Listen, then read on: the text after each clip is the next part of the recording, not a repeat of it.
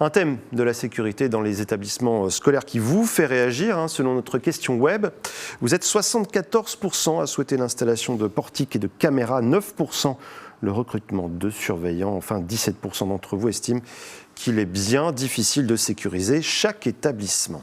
Autre mesure prise par le gouvernement après ce drame d'Arras, la France est passée en alerte urgence attentat. Et alors qu'est-ce que cela signifie concrètement en Indre-et-Loire? Y a-t-il des individus radicalisés et surveillés dans notre département?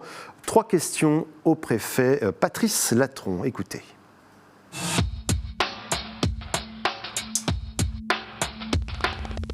J'ai donné des instructions aux forces de l'ordre dès vendredi d'être extrêmement présentes aux abords des établissements. Ces instructions sont toujours en vigueur cette semaine. Nous y avons travaillé ce week-end. Une réunion d'urgence a été organisée samedi après-midi. Il y a 7000 militaires supplémentaires, 7000 militaires au total qui sont déployés depuis ce matin partout en France. J'ai fait des demandes.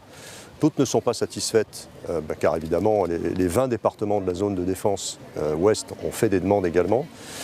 En revanche, nous allons avoir un renforcement dans les jours qui viennent en sentinelle.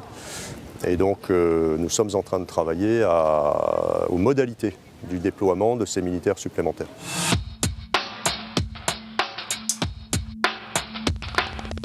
C'est une présence concentrée sur des secteurs d'activité particuliers. Encore une fois, je ne rentrerai pas dans les détails, mais on en a parlé. Les établissements scolaires font partie des établissements sur lesquels les forces de l'ordre concentrent leur action.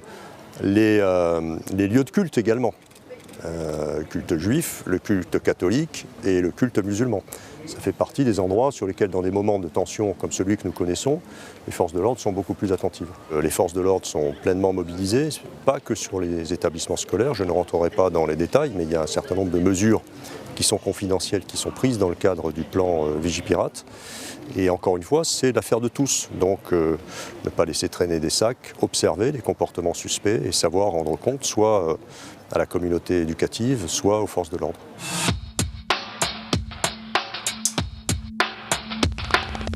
Le sujet n'est pas tant dans le dénombrement du nombre de fichesses. Le sujet, c'est de renforcer le suivi des individus dangereux que l'on connaît.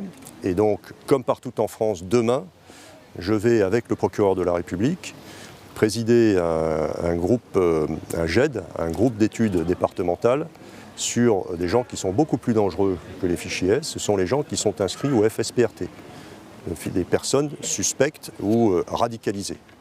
Et là, je serai amené, très probablement, à prendre des mesures contre ces personnes, puisque le ministre de l'Intérieur nous demande d'être extrêmement ferme, de rebalayer la liste de ces quelques dizaines de personnes en Indre-et-Loire et de déterminer quelles mesures administratives ou judiciaires nous pourrons prendre à leur égard.